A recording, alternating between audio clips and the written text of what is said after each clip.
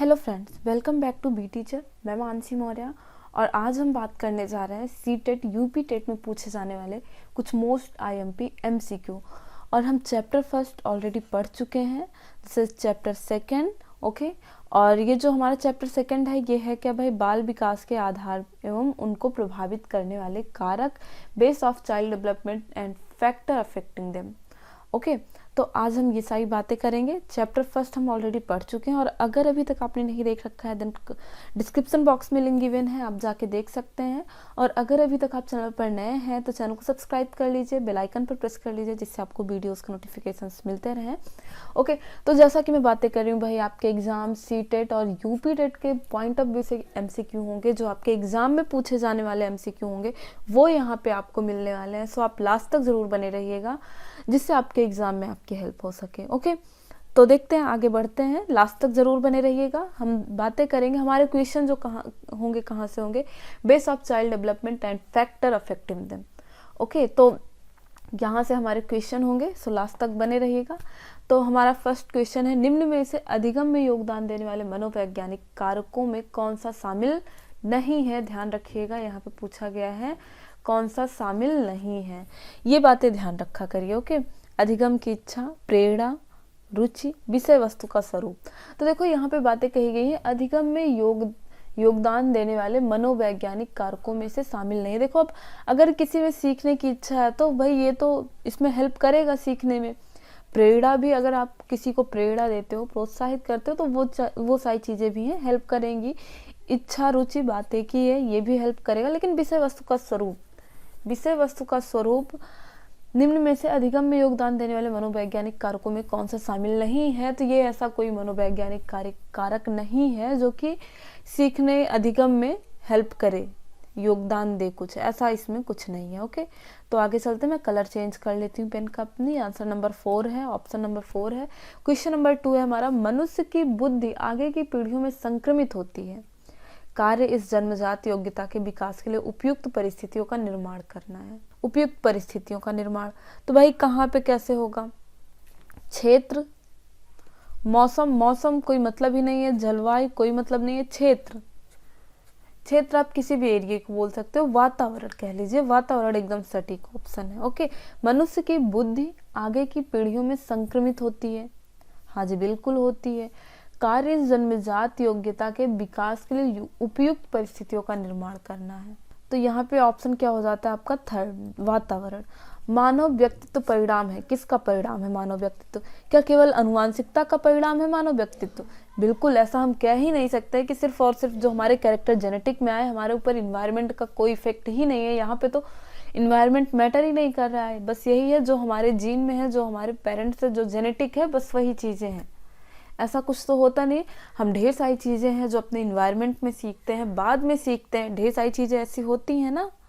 हाँ जी, बिल्कुल ऐसी होती हैं। अगर इसी जेनेटिक के भरोसे ही रहा जाए, अनुवांशिकता के भरोसे ही रहा जाए, तब तो बच्चा कुछ सीख ही नहीं पाएगा, है ना। अगर हम ये सोचें कि सपोज ये बच्चा है, इसके पिताजी हैं बहुत पढ़े लिखे हैं, बहुत गुणवान हैं, इसकी मम्मी भी बहुत पढ़ी लिखी हैं, बहुत गुणवान है। अब हम ये सोचें कि इसके माता पिता ऐसे हैं तो जेनेटिक मतलब अनुवांशिकता, अब ये बेबी भी, ये बच्चा जो आएगा ये भी ऐसा ही होगा, ये भी पढ़ा लिखा होगा, ऐसा कुछ होता है नहीं। इवन आप यहाँ तक देखते हैं, हमारे यहाँ इंडियन कल्चर में है कि जो लड़कियां होती हैं उनका नाक और कान छिदवाया जाता है ऑर्नामेंट्स पहनने के लिए, है ना। लेकिन क्या आप देखते हैं, ये प्रथा तो बहुत पहले से चली आ रही है ना। ये प्रथा बहुत पहले से चली आ रही है कि लेडीज हमारे यहाँ की ऑर्नामेंट्स पहनती है, उसके लिए कान और नाक में छेद करवाया जाता है ना। लेकिन जब कोई नई लड़की पैदा होती है, जब कोई नई लड़की गिब्राइज होती है, तो क्या उसके कान और नाक में पहले से छेद रहता है? ऐसा तो कुछ होता नहीं, या फिर वो पहले ही ऑर्नामेंट्स पहन के आई हो। ये सारी चीजें बाद में होती हैं ना। तो यहाँ पे मतलब मेरा कहने का इतना सेंस है कि भाई इस चक्कर में आप बिल्कुल ना पड़े। हाँ, अगर अनुवांशिकता के साथ वातावरण है तब तो एकदम सटीक ऑप्शन है। पालन पोषण और शिक्षा, एकदम से आप ये भी नहीं कह सकते हैं कि पालन पोषण और शिक्षा ही सब कुछ है। जेनेटिक का भी इफेक्ट पड़ता है, बातें समझते हैं आप, जेनेटिक का इफेक्ट भी पड़ता है। ओके, तो ये सारी चीज़ें, इवन आपने देखा होगा कि अनुवांशिकता के कारण किसी किसी बच्चों में कुछ हैबिट्स भी बच्चों में आ जाती हैं। जैसे अगर किसी के पिताजी जिस तरीके से चल रहे हैं, उनकी चलने की आदत जैसी है वैसे वो भी चलने लगता है। इवन मैंने यहाँ तक देखा है कि मतलब एकदम छोटी छोटी हरकतें, वो सारी चीज़ें आ जाती हैं, मतलब आदतें भी गिबराइज होती हैं अनुवांशिकता में। ओके, जीन में आ जाती हैं वो सारी चीज़ें भी, मतलब मेरे कहने का मतलब है। तो यहाँ पे मैंने आपको कॉम्बो बताया भाई, अनुवांशिकता और वातावरण, जेनेटिक एंड एनवायरनमेंट, एकदम सटीक ऑप्शन आपके पास है। केवल वातावरण आप नहीं बोल सकते हो, केवल वातावरण नहीं बोल सकते हो, है ना। तो यहाँ पे आपका ऑप्शन नंबर 3 सही हो जाता है। क्वेश्चन नंबर 4, बालक क्या है, वह क्या कर सकता है, उसका विकास क्यों नहीं हो रहा है, आदि प्रश्नों का उत्तरदायी तत्व है। तो क्या हम सिर्फ वंशानुक्रम कह सकते हैं कि सिर्फ और सिर्फ वंशानुक्रम से हम ये चीज़ें बोल सकते हैं कि बालक क्या है, वह क्या कर सकता है, उसका विकास क्यों हो सकता है, उसका विकास क्यों नहीं हो रहा है ना। तो अगर वंशानुक्रम की बात कही जाए तो वह क्या कर सकता है, तो एक किसान का बेटा आईएएस कभी बनेगी ना, अगर वंशानुक्रम की बात कही जाए। ओके, और उसका विकास क्यों नहीं हो रहा है, उसका विकास भी हो सकता है अगर वातावरण अच्छा मिले, इन्वायरमेंट अच्छा मिले। लेकिन हाँ, अगर उसे कोई जेनेटिक डिजीज है, ओके, जेनेटिक डिजीज है कोई, जैसे डाउन सिंड्रोम वगैरह, तो भाई विकास नहीं होगा। लेकिन ये चीज़ें हमें पता होंगी कि ये डिजीज जेनेटिक है। अगर उसे इन्वायरमेंट में आके कोई डिजीज हुई है तो वो तो ऑब्वियसली ठीक हो जाएगी। तो यहाँ पे आपका वंशानुक्रम और वातावरण दोनों हो जाएगा। बातें समझिएगा, आगे चलते हैं। ऑप्शन नंबर 3 सही है। प्रत्येक छात्र स्वयं में विभिन्न है, इस तथ्य का मुख्य कारण आप क्या मानते हैं।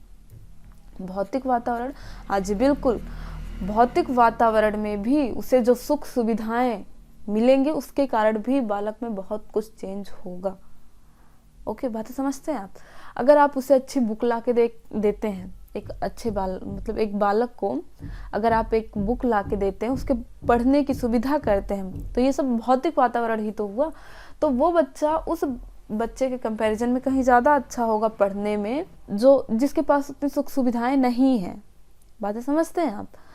तो भौतिक वातावरण भी किसी एक छात्र या छात्रा को अलग करता है बाकियों से। ओके, कहीं ना कहीं उसकी वजह से भी उसकी आइडेंटिटी बनती है। सामाजिक वातावरण, कैसे वातावरण में वो बच्चा रह रहा है, अगर अच्छे वातावरण में रह रहा है तो ऑब्वियसली अच्छा होगा, अगर खराब वातावरण में रह रहा है तो ऑब्वियसली उसका इफेक्ट भी पड़ेगा। और वंशानुक्रम का भी उसके ऊपर असर पड़ेगा कहीं ना कहीं। जीनोटाइप फेनोटाइप दोनों में मतलब समझिएगा, अर्थ समझिएगा। जीनोटिपिक मीन्स उसके जीन में क्या क्या कोड है, बातें समझते हैं आप, उसके डीएनए में क्या क्या है। ओके, और फिनोटाइप जो आप देख पाते हो, तो फिनोटिपिक ही मतलब मैटर करता है, जीन का यहाँ पे कोई मतलब है नहीं। तो फिनोटिपिक मीन्स जैसे मैं बातें कर रही हूँ कि हाँ भाई, उसके बालों का कलर कैसा, उसकी आंखों का कलर कैसा, उसकी स्किन टोन कलर कैसा है, या फिर उसकी कुछ हैबिट्स कैसी हैं, वो कैसी चीज़ें पसंद करता है, क्या खाना पसंद करता है, क्या नहीं पसंद करता है। तो ये सारी चीज़ें भी कहीं ना कहीं किसी एक छात्र या छात्रा को अलग करती हैं, लोगों से विभिन्न करती हैं। तो यहाँ पे ये तीनों ऑप्शन ऐसे हैं जो कि प्रत्येक छात्र स्वयं में विभिन्न है, इस तथ्य का मुख्य कारण आप क्या मानते हैं। तो आप ये नहीं कह सकते कि केवल भौतिक वातावरण होता है, आप ये भी नहीं कह सकते केवल सामाजिक वातावरण होता है, आप ये भी नहीं कह सकते केवल वंशानुक्रम होता है। तो हमारे पास यहाँ पे एक सटीक सा ऑप्शन, एकदम सीधा सिंपल सा ऑप्शन है, ऑप्शन नंबर 4, ये सभी। बातें समझते हैं आप। तो यहाँ पे हो जाता है ऑप्शन नंबर 4। आगे चलते हैं, क्वेश्चन नंबर 6। आज बाल अपराध की घटनाएं बढ़ती जा रही हैं, जिसके कारण शिक्षा प्रणाली में जटिलताएं आ रही हैं। आपके अनुसार इसका मुख्य कारण क्या है। दूषित वंशानुक्रम, दूषित वातावरण, टूटा परिवार, जिसके कारण शिक्षा प्रणाली में जटिलताएं आ रही हैं। तो देखो, दूषित वंशानुक्रम, ये चीजें भी मैटर करती हैं। हो सकता है किसी बच्चे के पेरेंट्स से दिन रात क्लब पब में घूम रहे हो, तो वो चीज़ें कहीं ना कहीं आगे चल के इफेक्ट करती हैं। बातें समझते हैं आप, ये चीज़ें कहीं ना कहीं आगे चल के इफेक्ट करती हैं। दूषित वातावरण, उसका फ्रेंड ग्रुप या फिर वो जैसे वातावरण में रह रहा है उसका भी इफेक्ट पड़ेगा। टूटा परिवार मीन समझते हो एकल परिवार। अगर कोई बच्चा है वो ज्वाइंट फैमिली में रह रहा है, बातें समझिएगा कि उसे अगर ज्वाइंट फैमिली में रह रहा है तो ऑब्वियसली वहाँ पे ज़्यादा लोग होंगे, है ना, ज़्यादा लोग होंगे, तो उसे ज़्यादा संस्कार मिल पाएंगे, वो ज़्यादा अच्छी बातें सीखेगा और जैसे अगर टूटे परिवार की बात कही जाए, टूटे परिवार जैसा कि मैंने आपको बताया एकल परिवार, सपोज मम्मी पापा अकेले हैं, दोनों ऑफिस हैं, तो बच्चा उतना संस्कार नहीं गेन कर पाएगा, उतनी अच्छी बातें गेन नहीं कर पाएगा जितना वो जॉइंट फैमिली में कर पाता। तो आज बिल्कुल यहाँ पे भी ये सभी ऑप्शन आपके हो जाते हैं। ऑप्शन नंबर 4, निम्न में से सामाजिक मूल्य कौन से हैं? मूल्य मीन समझते हैं मूल्य, सामाजिक मूल्य मतलब पॉजिटिव वे में है, ये मूल्य पॉजिटिव वे में है, बात समझिएगा, और मूल्य निगेटिव वे में है। अगर मूल्य की बात कही जाए तो पॉजिटिव वे में है, और मूल्य की बात कही जाए तो निगेटिव वे में लिया जाता है। तो मूल्य यही है आपकी सच्चाई, सदाचारिता और सहयोग की भावना, सहायता परक व्यवहार। प्राथमिक लक्ष्य ये तो कोई मूल्य नहीं हुए आपके जीवन के, मूल प्रवृत्ति ये भी आपके जीवन के कोई लक्ष्य नहीं हुए। आक्रामकता की आवश्यकता ये तो निगेटिव में जा रहा है और मूल्यन की तरफ जा रहा है। सहायता परक व्यवहार ये आपके जीवन के मूल्य हैं। लेकिन यहाँ पे बात कही गई है सामाजिक मूल्य। सामाजिक मूल्य आप सहायता परक व्यवहार किसी सामने वाले से ही तो रखेंगे, या फिर समाज के साथ ही तो रखेंगे, किसी अदर इंसान के साथ ही तो रखेंगे। बातें समझते हैं आप? तो यहाँ पे हो जाता है भाई सहायता परक व्यवहार, क्योंकि सामाजिक मूल्य की बात कही गई है। ऑप्शन नंबर 1 सही हो जाता है। आपकी कक्षा का एक छात्र बुद्धि से बहुत श्रेष्ठ है, लेकिन शरीर, यहाँ पे शरीर होगा भाई, शरीर से काफी कमजोर है।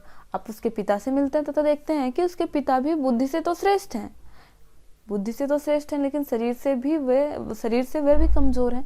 आपके अनुसार इसका कारण क्या हो सकता है? तो देखो यहाँ पे भी इन्वायरमेंट वाली बात हट गई, इन्वायरमेंट जैसा कुछ नहीं है। ओके, यहाँ पे एकदम बात सीधे जेनेटिक पे उठ के आती है, एकदम सीधे बात वंशानुक्रम पे आती है, क्योंकि उसके पिता भी वैसे ही हैं जैसे जिन उसके पिता के डीएनए में कोड किए गए हों, जिस पर्सनालिटी वाले डीएनए उसके पिता के डीएनए में कोड किए गए हों जीन, सेम वैसे ही जीन उसके डीएनए में कोड किए गए हों, उस छात्र के डीएनए में वैसे ही जीन कोड किए गए हों। ओके, बातें समझते हैं आप? जैसे एक प्रोग्रामर होता है, आप गेम खेलते हो ना, अरे नहीं खेलते होंगे तो बच्चों को खेलते देखे होंगे, आप गेम खेलते देखे होंगे ना। तो जैसे उसमें कोड किया जाता है, जैसे एक गेम होता है ना, तो उस गेम में जो गेम बनाता है, बातें ध्यान से सुनिएगा, मैं यहाँ पे थोड़ा सा आपका एक्स्ट्रा टाइम लूंगी। जो गेम बनाता है ना, उसमें कोड करता है कि हाँ भाई यहाँ पे एक पेड़ होगा, ग्रीन कलर का, और यहाँ पे जो लड़की आएगी उसका कलर ऐसा होगा, यहाँ पे एक लड़की ही आएगी, उसने ऐसे पोनीटेल की होगी, यहाँ पे, बात समझते हो, यहाँ पे एक बच्चा आएगा, वो इस कलर का कपड़ा पहना होगा। मतलब सारी चीजें प्रोग्राम में कोड की जाती हैं, देन रन कराया जाता है, तब ये गेम काम करता है। सेम वैसे ही हम लोग हैं, हम लोगों में भी यहाँ हमारे डीएनए में चीजें कोड की जाती हैं। बात समझते हो आप? हमारे डीएनए में चीजें कोड की जाती है, हमारे पेरेंट्स से वो जीन मिलता है जो हमारे डीएनए पे कोड होता है। अगर हमारे हेयर का कलर ब्राउन है तो वो हमारे, बात समझते हो, वो हमारे जेनेटिक मटेरियल में लिखा होगा, हमारे जेनेटिक मटेरियल में कोड होगा, हमारे डीएनए में कोड होगा। हमारी आईज का कलर ब्राउन है, वो हमारे जेनेटिक मटेरियल में कोड होगा, हमारे डीएनए में लिखा होगा वो। हमारे हेयर का कलर ब्लैक है, हमारा स्किन टोन कलर जो है, हमारी कुछ हैबिट्स जैसी हैं, हमारी हाइट जो है, ये सारी चीजें कोड होंगी। तो यहाँ पे यही सारी चीजें आप बातें समझने की कोशिश करिएगा। तो यहाँ पे उसका पिता जैसा है, सेम वैसे ही वो छात्र है, बुद्धि से वो भी श्रेष्ठ है, तो ये सारी चीजें, किसी का ब्रेन कितना % काम कर रहा है, ये सारी चीजें भी कहीं ना कहीं कोड होती हैं। कहीं ना कहीं क्या मतलब, हमारे डीएनए में ही कोड होंगी, लेकिन मेरा कहने का मतलब ये है कि ये सारी चीजें भी कोड होती हैं। वो बात अलग है कि हम यूज कितना करते हैं, काम कितना कर रहा है, वो बातें समझते हो आप, काम कितना कर रहा है वो बात अलग है। लेकिन हम अपने इन्वायरमेंट के इफेक्ट में आके, हमारा वातावरण जैसे है उस हिसाब से आके हम कम यूज कर रहे हैं, कम ज्यादा यूज कर रहे हैं, वो बात अलग है। तो यहाँ उनके वंशानुक्रम का प्रभाव पड़ता है भाई, वंशानुक्रम का प्रभाव पड़ता है। आगे चलते हैं, क्वेश्चन नंबर 9, तथा डेड डैश है, तथा फिर उसके बाद डेड डैश है, कब विशिष्ट अन्योन्य क्रिया का परिणाम विकास के विविध मार्गों और निष्कर्षों के रूप में हो सकता है। मेरे ख्याल से ज्यादा एक्सप्लेन हो जा रहा है ना। तो एकदम सिंपल सी बात है, वंशानुक्रम और पर्यावरण का विशिष्ट अन्योन्य क्रिया का परिणाम विकास के विविध मार्गों और निष्कर्षों के रूप में हो सकता है। तो यहाँ पे देख लो, और कोई ऑप्शन सटीक नहीं है, क्यों? क्योंकि यहाँ पे चुनौतियां तथा सीमाएं विशिष्ट अन्योन क्रिया का परिणाम विकास के विविध मार्गों निष्कर्षों। देखो ऐसा कुछ नहीं होगा। ओके, खोज, पोषण, स्थिरता, परिवर्तन, ये सारी चीजें एकदम से गलत है। ऑप्शन नंबर 1 सही होगा, वंशानुक्रम एंड पर्यावरण। कौन से गुण अच्छे मानसिक स्वास्थ्य के नहीं है? क्वेश्चन ध्यान से सुनिएगा, कौन से गुण अच्छे मानसिक स्वास्थ्य के नहीं है? नहीं है, इसलिए मैं क्वेश्चन भी दोबारा ओके नहीं है पे ध्यान दीजिएगा। अच्छे मानसिक स्वास्थ्य के नियमित जीवन, संवेगात्मक परिपक्वता, नियमित जीवन की बात कही जा रही है भाई, ये तो अच्छे जीवन मतलब अच्छे मानसिक स्वास्थ्य के गुण है। आत्मविश्वास, सहनशीलता, आत्मविश्वास, सहनशीलता, ये भी अच्छी बातें हैं, पॉजिटिव वे में है मानसिक स्वास्थ्य, अच्छे मानसिक स्वास्थ्य के लिए। बहुत विनीत होना, स्वयं में सीमित होना, ये गलत बातें हैं। मतलब बहुत झुककर भी नहीं रहना चाहिए, स्वयं में सीमित भी नहीं रहना चाहिए, चीज़ों को एक्सप्लोर करना चाहिए और आगे जानने की कोशिश करना चाहिए, अनंत तक चलने की कोशिश करना चाहिए। तो ये ऑप्शन अच्छे मानसिक स्वास्थ्य के नहीं है। ओके, तो यहाँ पे हमें लगभग अपना ऑप्शन मिल ही गया है, आंसर मिल ही गया। वास्तविकता की स्वीकृति, स्वयं मूल्यांकन की योग्यता, वास्तविकता की स्वीकृति भाई होनी चाहिए। आपके साथ कुछ अच्छा हो रहा है, गलत हो रहा है, उसे एक्सेप्ट करिए। आप अगर मतलब अच्छे मार्क्स से पास हो रहे हैं उसे तो एक्सेप्ट कर ही लोगे। अगर आप फेल हो रहे हैं तो उसे भी एक्सेप्ट करिए और उसी के साथ आगे बढ़िए, फेलियर को एक्सेप्ट करते हुए। ओके, स्वमूल्यांकन की योग्यता और अपने ऊपर वर्क करिए, अपने आप को मूल्यांकन करिए कि हाँ मैं कितने पानी में हूँ और मुझे कितना वर्क करने की ज़रूरत है। कितने पानी में, स्वमूल्यांकन, खुद को जांचिए, परखिए। ओके, तो यहाँ पे ये थर्ड ऑप्शन आपका गलत हो जाता है, इसीलिए ये सही है। बात समझते हैं, थर्ड ऑप्शन गलत है, दैट्स वाई ये सही है। शारीरिक वृद्धि और विकास को कहते हैं, शारीरिक वृद्धि और विकास को क्या कहते हैं? तत्परता, अभिवृद्धि, गतिशीलता, आनुवांशिकता। हाँ जी बिल्कुल, अभिवृद्धि कहते हैं। क्या कहते हैं? अभिवृद्धि। ऑप्शन नंबर 2 सही हो जाता है। आगे चलते हैं, बहुत ज़्यादा एक्सप्लेन हुआ जा रहा है भाई, अब नहीं करेंगे। अधिगम क्षमता निम्नलिखित में से किससे प्रभावित नहीं होती है? अधिगम क्षमता निम्नलिखित में से किससे प्रभावित नहीं होती है? आनुवांशिकता से, वातावरण से, प्रशिक्षण शिक्षण से, राष्ट्रीयता से। देखो हमने आपसे बातें कही ना कि हमें ये सारी चीज़ें कहीं ना कहीं विरासत में मिलती हैं अपने पेरेंट्स से, कि हमारा ब्रेन कितना काम करेगा। बातें समझते हो? हमारा ब्रेन कितना काम करेगा, या फिर हम भी चीज़ें पढ़कर भूल जाएंगे जैसे हमारे पेरेंट्स भूल जाते हैं, या फिर हम भी चीज़ें पढ़कर हमेशा हमेशा के लिए याद रखेंगे जैसे हमारे पेरेंट्स याद रखते हैं। लेकिन हाँ, आनुवांशिकता पे ये चीज़ें डिपेंड करती हैं। अधिगम क्षमता निम्नलिखित में से किससे प्रभावित नहीं होती है की बात कही गई है। वातावरण पे भी ये सारी चीज़ें डिपेंड करती हैं, बातें समझिएगा। ओके, इन्वायरमेंट कैसा है। ओके, बहुत का आप दिन रात पढ़ के जा रहे हो, मतलब पूरा दिन रट्टा मारे और रात को सुट्टा मारे, फिर उसके बाद तो स्मोकिंग के चक्कर में सारी चीज़ें भूल गई ना, तो इन्वायरमेंट का इफेक्ट पड़ता है। प्रशिक्षण शिक्षण, हाँ जी बिल्कुल, आपका शिक्षण प्रशिक्षण कैसा हो रहा है, आपको कैसा पढ़ाया जा रहा है, ये भी आपके सीखने में मतलब हेल्प करता है, सीखने क्षमता में आपके सीखने को इफेक्ट करता है। मे भी आप बहुत इच्छुक हैं पढ़ने के, मे भी बहुत आप इंटरेस्टेड हैं पढ़ने के, लेकिन आपको अच्छे से पढ़ाया नहीं जा रहा, आपका टीचर अच्छा नहीं है, तो ऑब्वियसली आपकी टीचिंग, आपकी लर्निंग इफेक्ट होगी। ओके, आपकी लर्निंग इफेक्टेड होगी। और मे भी आप बिल्कुल नहीं पढ़ना चाहते हैं, बातें समझिएगा, मे भी आप बिल्कुल नहीं पढ़ना चाहते, लेकिन आपका टीचर आपके लेक्चर को ऐसा इंटरेस्टिंग बना के पढ़ाता है, तो अब वहाँ पे आप पढ़ जाएंगे, तो यहाँ पे भी आपकी लर्निंग इफेक्टेड होती है। तो इस तरह से ये सारे ऑप्शन हो जाते हैं गलत, बिकॉज ऑफ यहाँ पे नहीं की बात कही गई है। तो राष्ट्रीयता इफेक्ट नहीं डालेगी। ओके, तो यहाँ पे राष्ट्रीयता इफेक्ट नहीं डालेगी। ओके, ऑप्शन नंबर 4 सही है। क्वेश्चन नंबर 13, बच्चों के सामाजिक विकास में खेल, बाल साहित्य, दिनचर्या, संचार माध्यम का विशेष महत्व है। सामाजिक विकास की बात कही जा रही है। क्वेश्चन नंबर 13 देखिएगा, तो बाल साहित्य, दिनचर्या, संचार माध्यम, ये सारी चीज़ें एक बच्चे के लिए उतनी ज़्यादा मतलब मैटर नहीं करती हैं। वो भी मतलब बच्चों के सामाजिक विकास की बात कही जा रही है। देखो, अब बच्चा बड़े बड़े लोगों के साथ बैठ के समाज के बारे में बात तो करेगा नहीं, वो खेल नहीं जाएगा, वहाँ पे ही उसकी सामाजिक विकास की कुछ बातें हो पाएगी। ओके, तो आगे चलते हैं।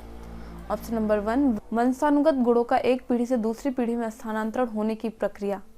वंशानुगत गुणों की एक पीढ़ी से दूसरी पीढ़ी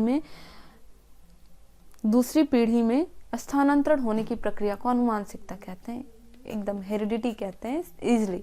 वातावरण सामाजिकता एकदम से गलत बातें हैं, ये सारी बातें एकदम गलत हैं। ओके, तो यहाँ पे आपका ऑप्शन नंबर 1 सही हो जाता है। अनुवांशिकता, अनुवांशिकता एवं वातावरण दोनों क्या है, एक दूसरे से अलग है, एक दूसरे के पूरक है, कहा नहीं जा सकता, विवाद का विषय है।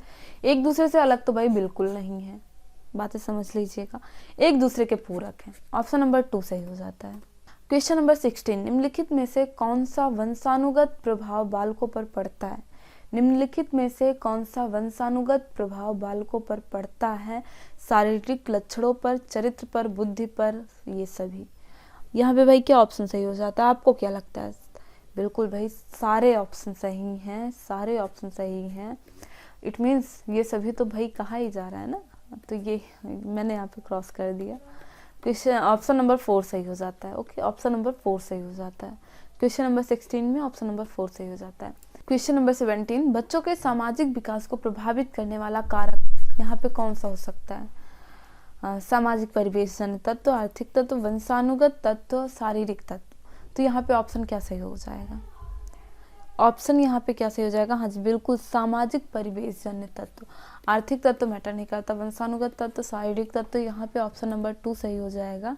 हाँ जी, यहाँ पे थोड़ा सा ध्यान रखिएगा, 1 पहले होना चाहिए था, 2 बाद में होना चाहिए था, तो थोड़ा सा कॉम्प्रोमाइज़ करिएगा।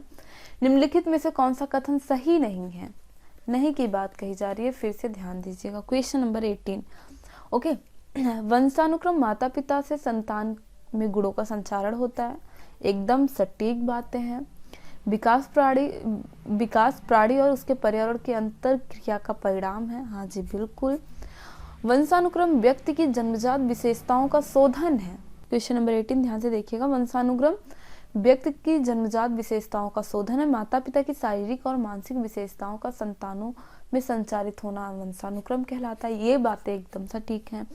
वंशानुक्रम माता पिता, बाकी बातें सही है। ऑप्शन नंबर 3 गलत हो जाता है, और ऑप्शन नंबर 3 इसीलिए सही है बिकॉज ऑफ ये गलत है, क्योंकि इसमें यही कहा गया है कि कौन सा कथन सही नहीं है, तो ऑप्शन नंबर 3 सही हो जाता है यहाँ पे। तो यहाँ पे जो आंसर दिया गया है, यहाँ पे भाई 3rd ऑप्शन होगा, गलत बोला गया है, यहाँ पे 3rd ऑप्शन होगा, ध्यान रखिएगा। Question number 18 3rd option. Okay, तो थोड़ा सा आगे चलते हैं। Question number 19, question number 19 dash dash है, जन्मजात व्यक्तिक गुणों का योगफल क्या है? जन्मजात व्यक्तिक गुणों का योगफल क्या है? समानता, निरंतरता, वंशानुक्रम, युयुत्सा, युयुत्सा। यहाँ पे क्वेश्चन नंबर 19 जरा देखिएगा क्या हो जाएगा, वंशानुक्रम। वंशानुक्रम जन्मजात व्यक्तिक गुणों का योगफल है। आप यहाँ पे फिल कर दीजिए वंशानुक्रम। वंशानुक्रम जन्मजात व्यक्तिक गुणों का योगफल है। ओके, क्वेश्चन नंबर 20, सामान्य पुरुष में XY गुणसूत्र होते हैं, एकदम बातें सटीक हैं। जबकि सामान्य महिला में कैसे गुणसूत्र होते हैं? क्या XXY, XXX, ये तो ट्रांसजेंडर हो जाएगा।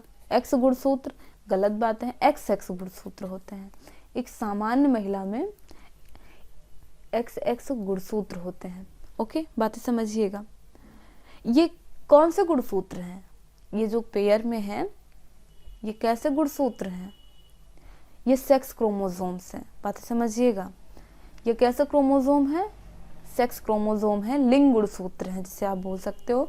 ये गुणसूत्र डिटरमाइन करेगा कि कोई भी बच्चा है वो मेल होगा या फीमेल होगा। आपने देखा होगा जब लोग अल्ट्रासाउंड करवाते हैं तो उसमें इस क्रोमोसोम के बेस पे डॉक्टर्स ये बोलते हैं कि हाँ मतलब मेल है या फीमेल है, इस क्रोमोसोम के बेस पे बोलते हैं। ओके, अगर डॉक्टर देखते हैं कि हाँ XX क्रोमोसोम है, ओके, जो एमनियोटिक फ्लूइड है, एमनियोटिक फ्लूइड में वो क्रोमोसोम देखते हैं, क्रोमोसोम की पेयरिंग देखते हैं। बातें समझिएगा, क्रोमोसोम की पेयरिंग देखते हैं तो 23rd नंबर पे क्रोमोसोम देखते हैं कि भाई कौन सा है, XY है या XX है। तो जब उन्हें दिखता है कि भाई XX क्रोमोसोम है तो डॉक्टर्स बोलते हैं कि भाई फीमेल फीटस है, और अगर XY देखते हैं तो बोलते हैं कि मेल फीटस है। फीटस मीन समझते हो? फीटस मीन समझते हो आप? एक unborn baby. Okay, new born नहीं, एक अनबॉर्न बेबी, जो कि अभी, बात समझिएगा, जो कि अभी पैदा नहीं हुआ है, वैसे बेबी की बात कही जा रही है। आगे चलें, यहाँ पे ऑप्शन नंबर 1 सही हो जाता है, कोई कहने सुनने की बातें ही नहीं है, एकदम सिंपल सा क्वेश्चन है। क्वेश्चन नंबर 21, पश्च अन्वेषण तथा साधन साक्ष्य विश्लेषण निम्न में से किसके उदाहरण हैं? क्वेश्चन नंबर 21 जरा ध्यान से देखिएगा। पश्च अन्वेषण तथा साधन साक्ष्य विश्लेषण निम्न में से किसके उदाहरण हैं? स्वतः शोध, एल्गोरिदम, मानसिक वृत्ति, प्रकार्यात्मक स्थिरता। स्वतः शोधन, ऑप्शन नंबर 1 सही हो जाता है यहाँ पे। ओके, आगे चलते हैं। क्वेश्चन नंबर 22, मानसिक विकास को प्रभावित करने वाले कारक यहाँ पे कौन से हैं? मानसिक विकास को प्रभावित करने वाले कारक यहाँ पे कौन से हैं?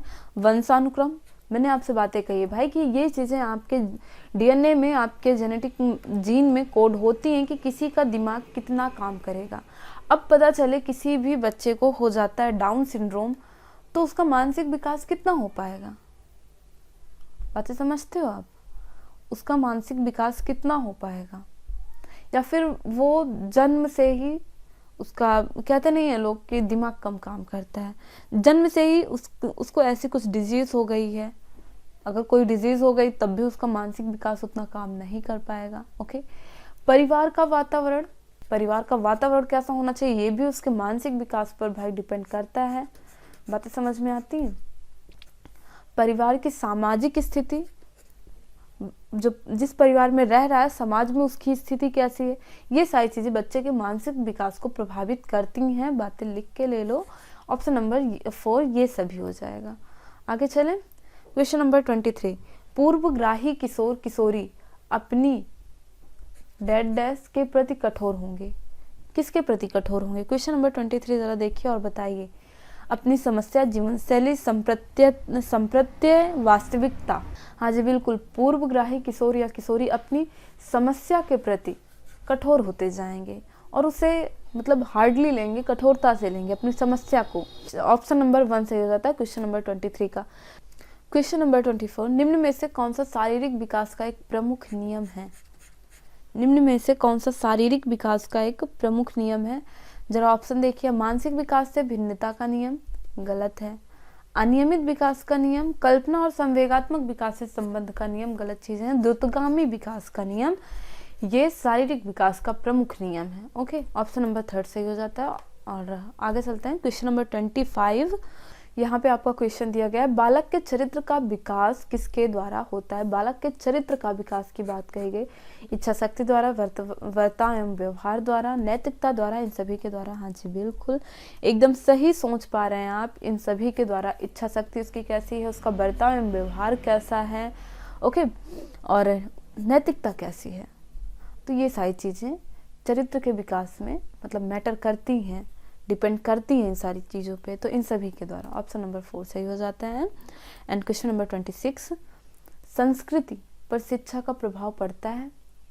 संस्कृति पर शिक्षा का प्रभाव कैसा, मतलब कैसे पड़ता है भाई? संस्कृति को निरंतर बनाए रखने के लिए यहाँ पे पूछा गया, संस्कृति पर शिक्षा का प्रभाव कैसे पड़ता है। तो अगर संस्कृति को निरंतर बनाए रखने के लिए अगर शिक्षा जैसी होगी भाई, वैसे ही आप संस्कृति को कंटिन्यू करोगे। संस्कृति के हस्तांतरण में सहायता करना, अगर आप शिक्षित हैं तो आप संस्कृति को हस्तांतरण करेंगे, मतलब कि उसे स्प्रेड करेंगे और लोगों में बताएंगे। संस्कृत का परिष्करण, ये भी सही है। तो यहाँ पे उपरोक्त सभी। ओके, क्या ऑप्शन हो जाता है? उपरोक्त सभी। तो ऑप्शन नंबर 4 सही हो जाता है। क्वेश्चन नंबर 27, एक छात्र पढ़ रहा है, उसका नाम लेकर किसी ने बुलाया। निम्न में से किस संवेदना द्वारा छात्र अपनी अनुक्रिया प्रकट करेगा? बातें ध्यान से सुनिएगा, वापस से एक बार क्वेश्चन हम देख लेते हैं। एक छात्र पढ़ रहा है, उसका नाम लेकर किसी ने बुलाया। निम्न में से किस संवेदना द्वारा वह छात्र अपनी अनुक्रिया प्रकट करेगा? क्या दृष्टि संवेदना, स्पर्श संवेदना? उसे छुआ तो जा नहीं रहा है, उसे कोई नाम लेकर, नाम पुकार कर बुला ही तो रहा है, तब वो सुनेगा। ध्वनि संवेदना, ध्वनि संवेदना द्वारा वो अपनी क्रिया, बातें समझते हैं आप? ध्वनि संवेदना द्वारा वो अपनी अनुक्रिया क्रिया प्रकट करेगा। तो यहाँ पे हो जाता है ऑप्शन नंबर 3। बातें समझ में आती हैं आपको? हाँ जी बिल्कुल, बातें समझ में आनी चाहिए, एकदम इजी सी बातें हैं। तो फ्रेंड्स, आज की वीडियो में बस इतना ही। ये तो रहा आपका चैप्टर नंबर 2, जिसमें हमने सीखा base of child development and factor affecting them. तो इसमें इस चैप्टर से कुछ मोस्ट IMP क्वेश्चन रहे हैं। जो कि आपके एग्ज़ाम में पूछे जा सकते हैं। ओके, तो आपके एग्ज़ाम के पॉइंट ऑफ व्यू से बातें हुई हैं, तो यार इंपॉर्टेंट है वीडियो, और अगर अभी तक आपने वीडियो को लाइक नहीं किया तो ज़रूर कर दीजिए। ओके, बिकॉज ऑफ आपके एग्ज़ाम के पॉइंट ऑफ व्यू से बातें कही गई हैं। एंड अब हम मिलते हैं चैप्टर नंबर 3 में, लर्निंग की meaning, factors and affecting method. तो लर्निंग वाला चैप्टर लेके हम मिलते हैं लर्निंग चैप्टर में। ओके, तो फ्रेंड्स बाय बाय, मिलते हैं नेक्स्ट वीडियो में। And if you want more videos, so friends like and subscribe Be Teacher. Bye bye.